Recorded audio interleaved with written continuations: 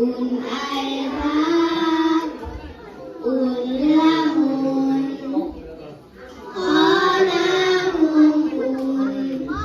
จากอกให้ลูกดื่มกินให้กายเราใกล้กันให้ดวงตาใกล้ตาให้ดวงใจเราสองเชื่อมโยงผูกพันอยู่ใดๆโลกนี้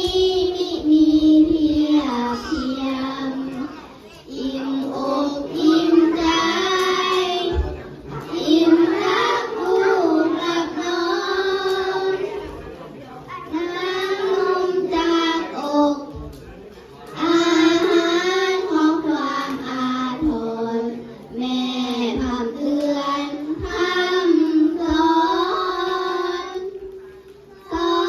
นสั่งให้เจ้าเป็นเด็กดีให้เจ้ามีพลังให้เจ้าเป็นความหวังของแม่ต่อไปใช่เพียงอิ่มท้องหิวกำลังเพราะต้องการไอ